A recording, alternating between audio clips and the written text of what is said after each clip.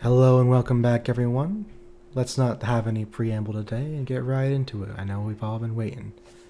Tales of the Ambassador 7, Part 2.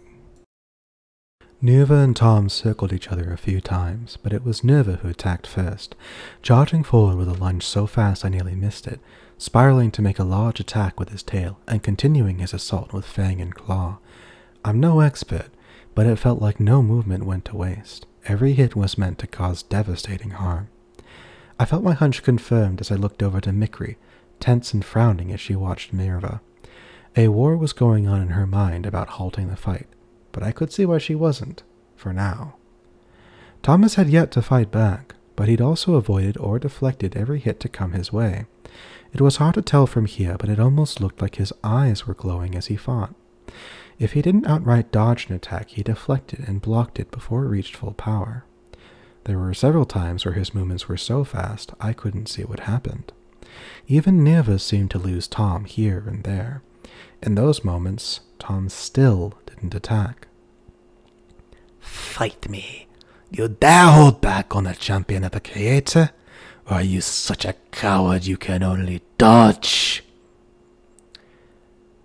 You wanted to see the honor of a human. Just 'cause you have a reason to fight me doesn't mean I have one. I'm not interested in hurting you unless I have to. If you want me to fight back, you'll have to make me. Neva's attacks intensified. I found myself instinctively stepping back. Neva became an avatar of savage force, and Tom still refused to fight back. We watched in silence, the only sounds nervous breaths of exertion and the ringing noise of impacts on metal. Occasionally Neva would miss and hit the cage. The impacts each caused a deafening screech and left a fist-shaped dent in the cage around him. Neva had clearly stopped sparring. Even Neva's guards were beginning to look worried. Eventually the attacks began to slow. I could see more of what was happening now. Neva was exhausted. His whole body shook from exertion, and his breathing was hoarse. Thomas still looked fresh by comparison. His breath was even and controlled. Tom's chest and head were unscathed, but the same couldn't be said of his legs and arms. Tom's augmentations were dented and torn. Electrical shorts could be seen every few seconds here and there. Every time I saw one, Tom winced in pain. You're exhausted, Neva. It's been nearly half an hour. Don't you think it's time to let this end? Tom said, dodging another sweep of Neva's tail. Lucky don't give up. It's not over till I collapse. You're gonna hurt yourself if you keep going. This is a sparring match. There's no need to take it this far. I won't lose. Not to an augmented. Dodging another attack, Tom sighs and kicks Neva into the opposing cage wall. I didn't see the attack. Neva moves feebly, putting up a few last seconds of fight before passing out. The medical droid rushes to his side and begins its aid, indicating that his condition, at least, isn't severe. Tom leaves the ring and approaches Mikri, Yagrak, and I.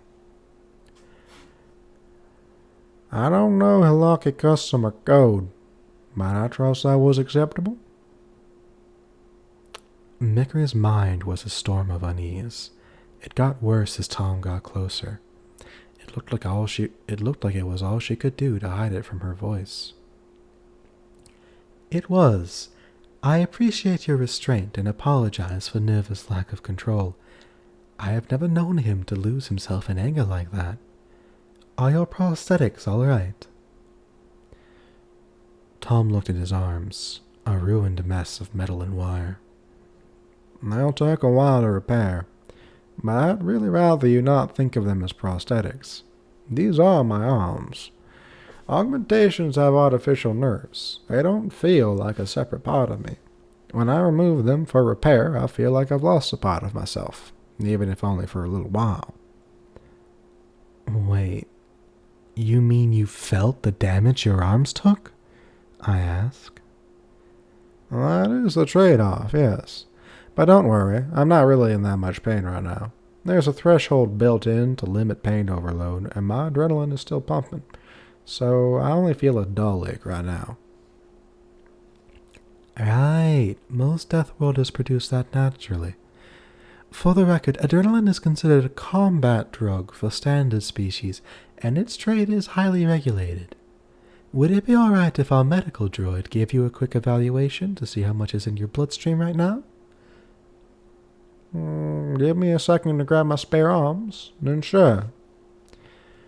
Once Tom's injuries were addressed and the sample was processed, the droid sent us the report. It matched the reports the human gave us when we'd arrive. That settled the drone's request for confirmation, but it was not good news. Not at all. Something wrong? No, it's nothing. Your adrenaline concentrations match up well with the reported numbers given for your species biology. We'd only wanted to confirm.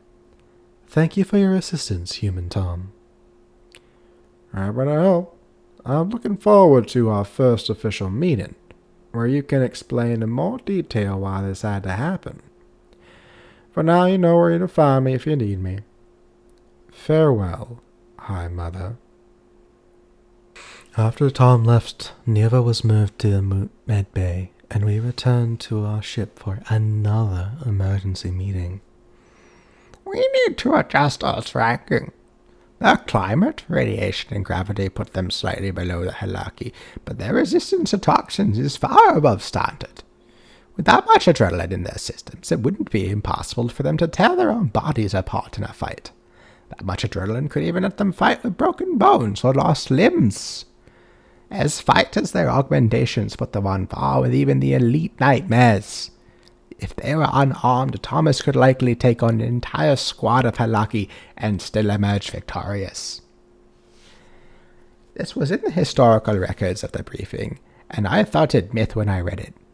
But there are records of pre-augmentation humans fighting on after being shot over a dozen times by lethal-grade kinetics, and even charging the enemy after enduring chemical attacks.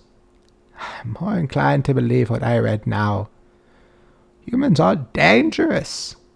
Maybe Neva's right. Maybe we should wipe the humans out now, but they still can be wiped out. Yagrak says. Enough! Mikri hissed.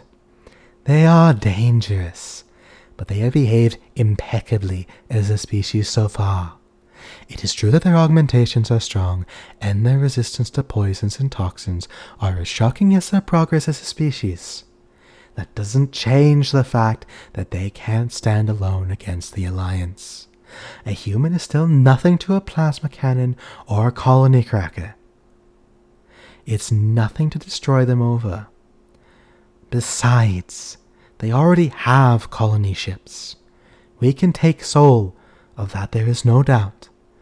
But if even a single colony ship escapes, we'll have made an enemy of a species with a potential we don't yet fully understand. The Legion will not miss the chance to invite them, and from everything we've read so far, a human possessed by hatred is a monster we do not want to unleash. I want the humans tied to the Alliance, even if it causes frictions with the Halaki, even if it means giving concessions worthy of a noble member. I want them. Humans are dangerous, but they value peace. More importantly, even if they don't always care about what they do to their enemies, they value their alliances. Their history made that very clear. Tell me, after seeing human restraint, do you want them to ever be an enemy? I don't, and I'll make sure they become our ally, even if it comes at great cost. Is that clear? And that, dear listener, is the end of Tales of the Ambassador 7, Part 2. Thank you as always for tuning in. I hope to see you next time. If you enjoyed this video, please drop a like. If you want to hear more, drop a subscribe and hit the notification button. I'm still small and it helps to get it out. With that, have an amazing day and stay awesome.